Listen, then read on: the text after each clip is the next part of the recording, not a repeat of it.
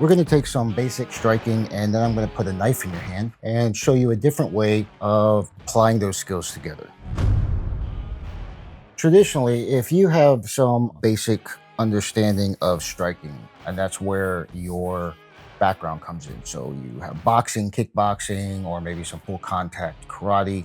I believe all of those, like Muay Thai, anything that has implemented sparring, timing, movement, all of this type of stuff. If that's your background, and then you try to go to someone that utilizes as weapons, they're going to try to modify what you already know. And a lot of times it's completely different from what you have been training in for likely years. So what I mean is you learn how to jab, cross, throw your hooks, uppercuts, and everything is straight line moving around. And then what happens is somebody gives you a knife and then they're like, hey, this is what you're going to do. Your lead leg is going to be your right leg. And then you're going to be doing movements like this.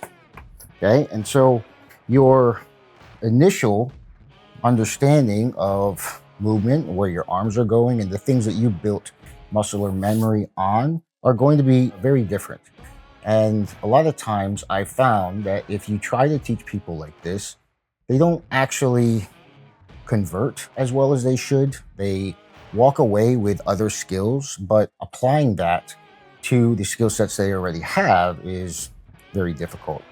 So one of the ways that I got around this, especially working with special operations guys that may show up with a very high level of skill in boxing, is to just have them throw shots with a knife in their hand. Now, this works really, really well with a small blade because the smaller the blade is, the less they have to worry about what is in their hand as they start working around. And so obviously, if you are working with something like this, a double end bag, I really like these, you're going to be hitting this without gloves and without wraps. And so the first thing we have to get into is how do you actually hit where you're not going to break your hand as you're starting to work. This next part seems really basic, but it's important to go over. If you have a lot of experience hitting with something on your hands pad-wise, it gives you a false sense of security of what type of power that you can put behind something without breaking your hand. And then when you hit something for real, like somebody's face, then you might be hitting with an improper part of your hand only because what you were practicing before, there was no threat of that. And so we're going to talk about closing your hand. So if you create a fist, a traditional fist, what happens is you roll your hands directly in, creating as tight of a grip as possible, and then your thumb is placed on top. And you want this thumb to kind of like roll back as that works in, and everything kind of locks in. And so what happens is when you throw that shot center, in order not to hit with the back two knuckles and break your hand, cause a boxer's fracture, you want to hit with these two knuckles. And so you're going to be rolling your wrist in a fashion like that. And that rolling of that, or creating that S, creates this little S position, creates a shoulder to knuckle reinforcement. So as I'm striking here, that reinforces behind my shoulder. If I start to straighten my arm here, so if I straighten it directly in front, what you'll notice is that the backside of my hand is going to start to rotate, and then that's where you're going to hit. So you want to almost like stop right at this point where I'm hitting with those two knuckles. Now, when you're hitting, there's obviously different angles that you're striking with. So you want to hit here, and then any time that you're striking, so like if I throw this uppercut, my two knuckles are hitting in this position here. If I throw a hook or an overhand right, I'm rotating so that those knuckles are hitting just like that. And obviously, if I'm working on this bag here, I don't have to really nail it to get practice doing this. I just want to make sure that when I'm actually hitting, I'm not looking at the camera, my knuckles are hitting exactly where they are meant to be. There is also another way that you can create a fist that I have found, and it was passed on to me from traditional martial arts, that I found that allows you to hit with those two knuckles most of the time. Now, the issue that I've had with teaching people to do this and rotating in, now yes, you can rotate your thumb even further, and that like realigns all of everything for the fist, but it also locks in all of the musculature of your thumb. which reinforces the strike. There's no doubt about that. But what happens is, if you look at the top of your fist, a lot of times the knuckles are kind of like in line like that.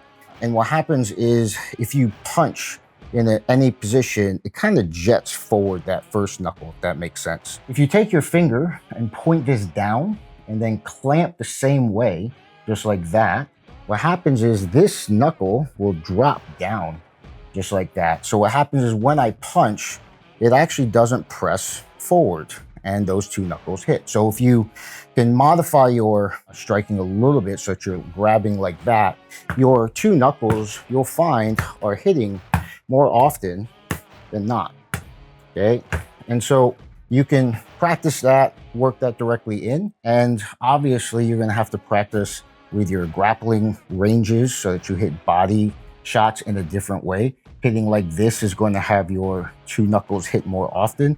So if I was like locked into someone and I threw a shot, I would want to throw the shot like that.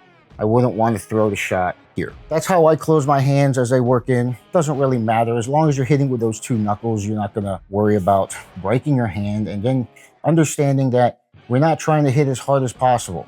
Okay, so the more power that you throw behind it, the less chances that your bone structure is going to be able to absorb that without causing some sort of damage. All we're trying to do is just get used to throwing with our hands, hitting something hard, and making sure that we're hitting in a proper way so that we don't hurt our hands. Obviously, I can sit here and just be like, hey, don't throw punches in a fight because you could break your hand. But if you spent 10 years boxing, the likelihood that you're gonna adhere to that advice is like almost zero. It's a lot easier for me to go, hey, this is kind of what I would suggest. Don't do that.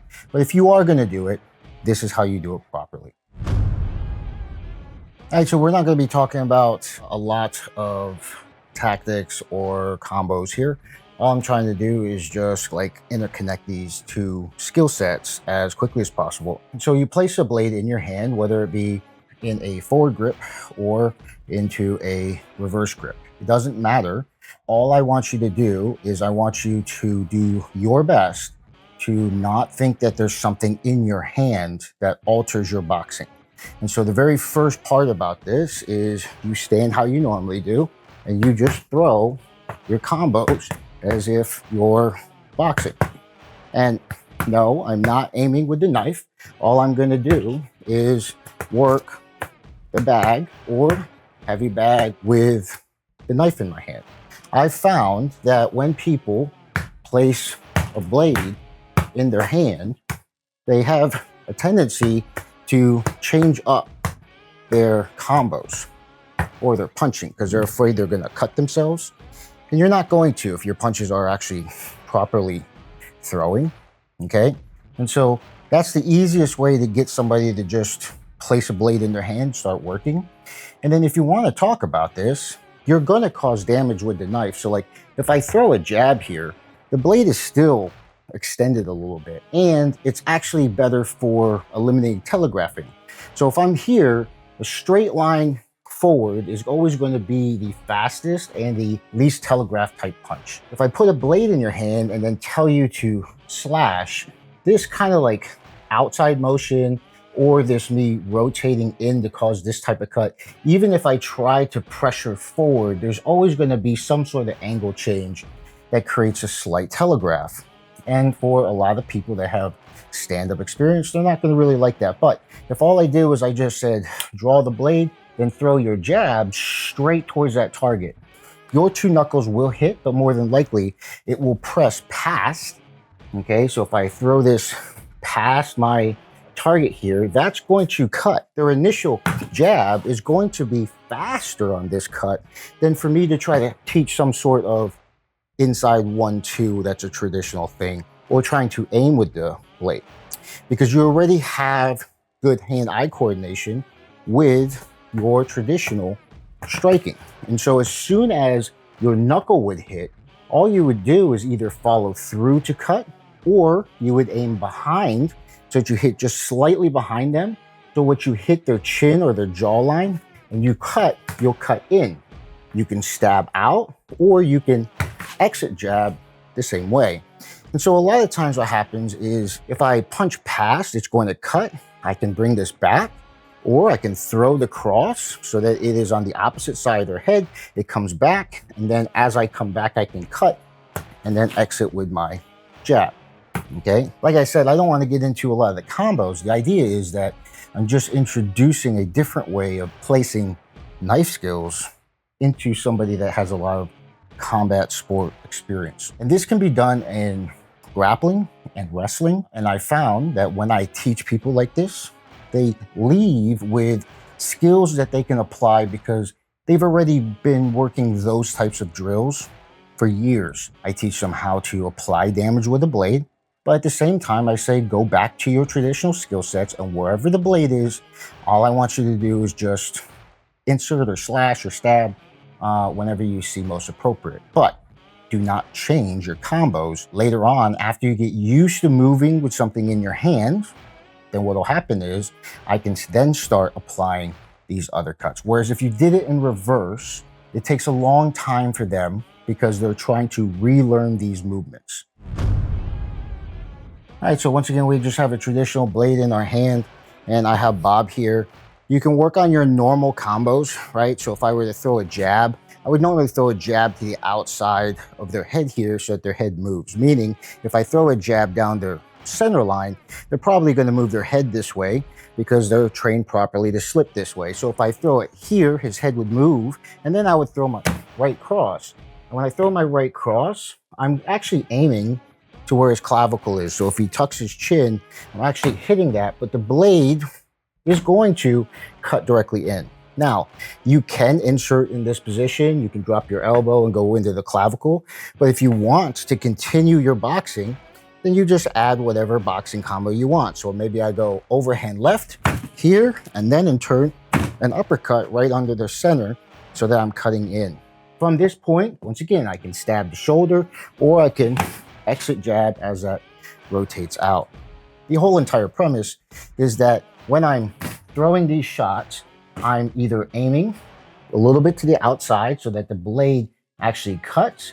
If I have the forward grip, it would be here as I'm throwing that jab. Boom, right across the face. From here, uppercut across the body, or I'm cutting maybe to his arm here as I'm throwing a hook, cross, then a punch directly here.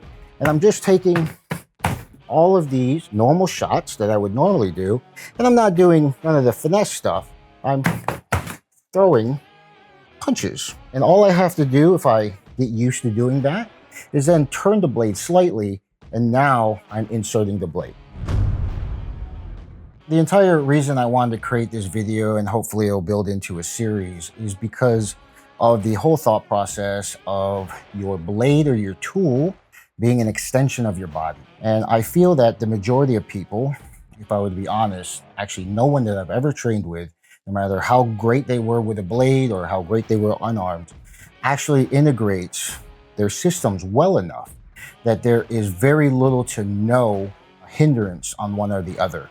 Meaning, when I take a blade, a guy that's really good at blade work, and then I try to teach them unarmed skills, because they're used to having something in their hand, the way that they're striking or moving is very different than what you would believe is optimal in an unarmed scenario.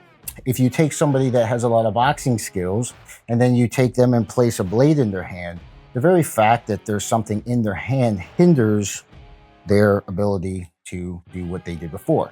And then if you take somebody who's absolutely normal, who just grabs or pushes, or that's your normal reaction is to do something like that, and you place something in their hand, they will attempt to still grab, but because they don't actually have the skills or the training that was applied properly to learn how to actually grab someone with a knife in their hand and then apply damage with the blade or strike from that point, then what happens is there's a loss in utility of their hand, right? So your hand, in order for this to be an extension of your hand where it is seamless, that's how masterful both of these systems are, you shouldn't lose functionality of that gripping, grabbing, pushing, punching.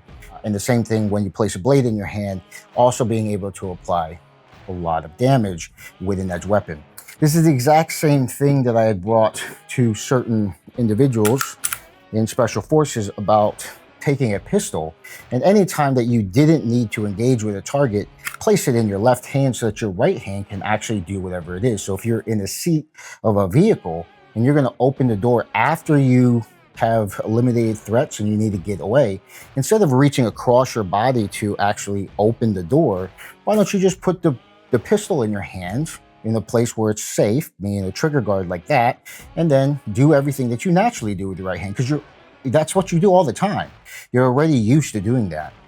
And so the same thing here. That's the concept. And what I would like to do is I would like to teach you how to do that from the grappling and the wrestling and the boxing, and then integrate all those skills so that it's not as questionable about what you can do. Because when we pressure check this type of stuff, if you are used to grabbing someone or wrestling or pushing someone away when somebody blitzes you, you placing a blade in your hand is not going to eliminate those reactions.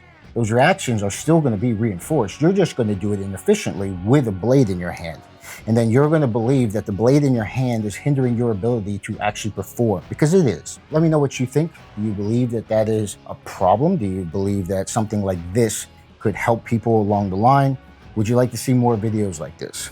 Now, the last part about this is the ergonomics and the design of a blade is going to make this easier or harder to do.